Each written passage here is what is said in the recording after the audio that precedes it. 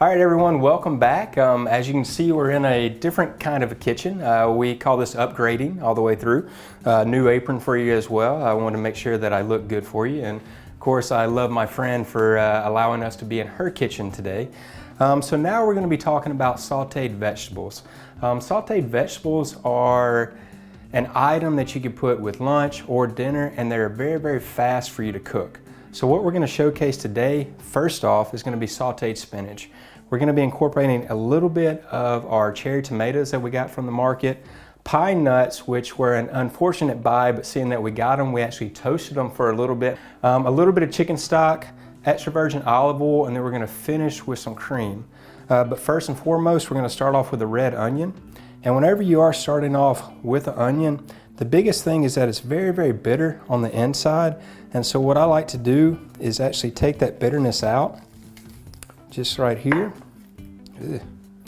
And when you do that, what it allows, you won't actually cry. This is where the most bitter part is. And so whenever you're slicing it or chopping it, dicing it, if you take this little bitter piece out right here, then guess what?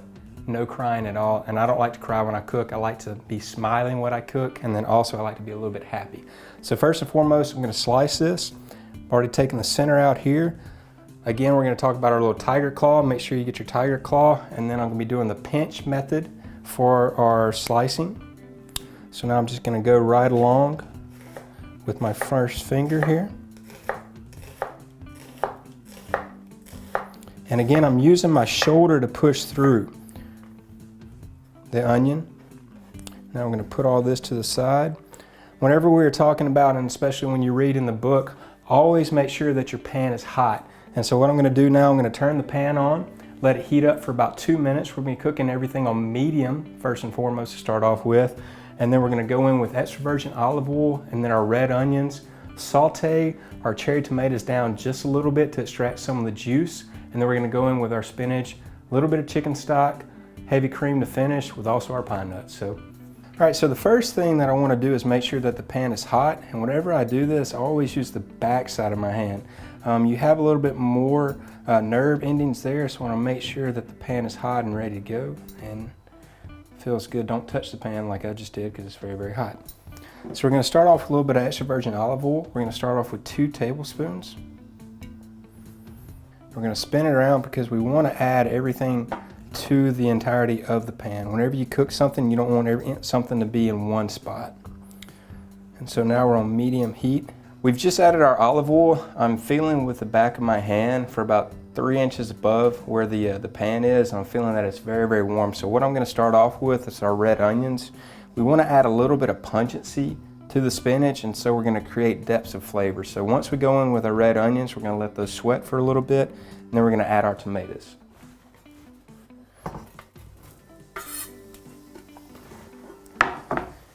And I hope you can hear this whenever you're listening to this, maybe at home, in the kitchen. But if you can hear and see how the red onions, that means that your pan is warm or hot and ready to go.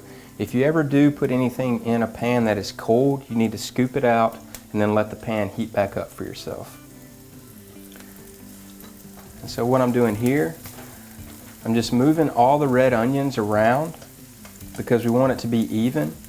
And when you have one cooking layer, everything will cook more evenly and also to the correct time that you want. I love using extra virgin olive oil as well because it helps to create a depth of flavor, and that's what we're looking for. So we already smelled the extra virgin olive oil. We're cooking the red onions right now. And then when we go in the tomatoes, we already have 3 different depths of flavor just for the spinach. All right, so now we're seeing a little bit of caramelization for the onions, and at this point, we're caramelizing the sugar on the outside of the onions, so we're gonna start throwing in our tomatoes. Oh, sounds beautiful. Looks beautiful, sounds beautiful. So whenever you're sauteing, immediately when you add your next food item or ingredient into your saute pan, there's oil that's already in the pan. So the olive oil that we have, we've infused it with a little bit of the red onion. So now we need to coat the outside of all the tomatoes, so then we'll start mellowing all the flavors together. So I just added tomatoes in. I'm going to toss everything together. And now I'm going to put everything back on and start cooking.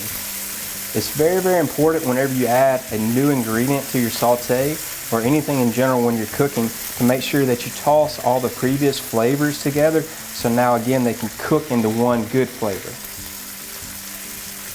So now we're going to cook the tomatoes for about 4 minutes, 3 to 4 minutes. We want it to break down, and this is the meat of a tomato. I know you're like, wow, tomatoes have meat.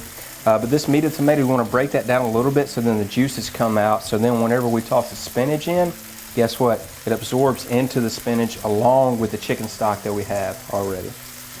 All right, so if you can see our tomatoes here, the skin is starting to pull away, and this is what you're looking for, and this is how you know that we need to go ahead and add our spinach and then our chicken stock. So this means that the tomato is starting to break down.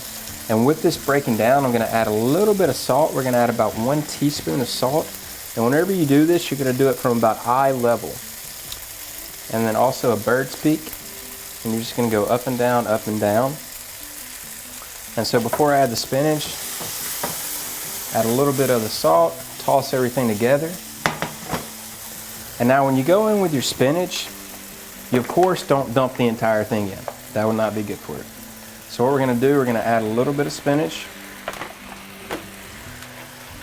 We're going to start moving this around, sweating it out just a little bit. And now you can see the spinach. And what you're looking for color-wise is that when you see this dark hunter green color, this is how you know that the spinach is cooking. So I've added about 1/3 of the spinach.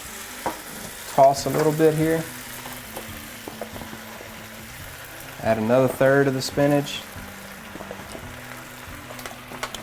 And one thing to note as well, I've also pulled off the stems of the spinach. Whenever you saute spinach and they have the stems on them, it kind of sticks in your teeth, and you kind of got to get a toothpick to bring those out. So always try to tear off the stems of the spinach because it's a little bit easier to chew and digest. And sometimes you also come out of the pan.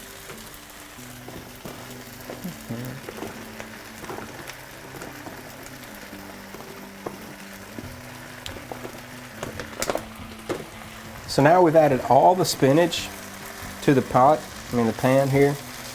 And if we want the pan to cook from the bottom up, we're just going to leave it just as is. But what we want to do, we want to steam some of that spinach so everything is cooking at one time. So now we're going to add a little bit of chicken stock. So this is not a vegetarian dish. We're going to add about 1/4 of a cup to this. Move the spinach around in the bottom of the pan. And then with the same size, guess what? We're just going to cap on it and let that cook for 2 minutes and steam. And then in the 2 minutes, we'll do a little, and then it'll be ready. All right, so if you can see a little bit of the steam coming out, if you want to touch just very lightly on the top of that, it's very, very hot. So guess what? Oh, beautiful, beautiful.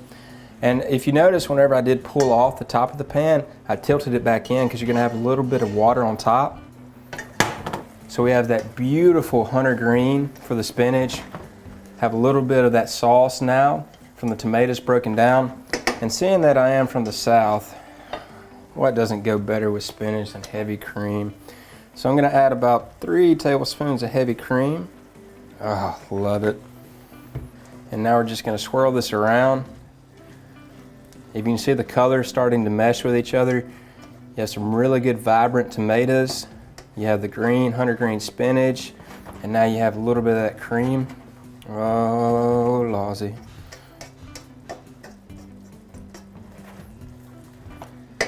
We're going to let this reduce now because we want all the flavors to mellow into each other. As I talked about previously, whenever you add a new ingredient, you need to stir everything into it because there's a little bit of residual oil.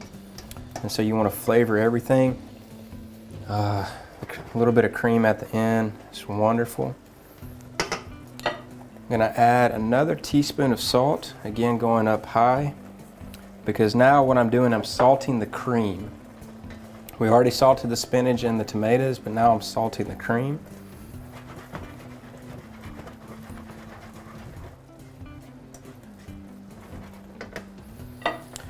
to my great friend, we bought some pine nuts, and we actually toasted the pine nuts on medium heat. You don't add any oil to any nuts that you're toasting on top of the stove top. And of course you gotta work them a little bit, but what we're gonna do now is toss those in, and then we're gonna put a few on the top whenever we plate it.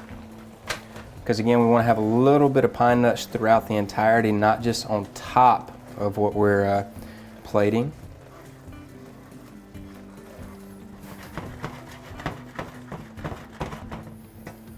And now you have some beautiful green spinach. Of course, spinach is green, but the hunter green of what you're looking for. You see the breakdown of the tomatoes, you see the pine nuts, you see that now the cream has taken on a different kind of more maroon color, and that's from the red onions and the tomatoes. So that means all of our flavors are now combined. And guess what? It's time to put on a plate and eat.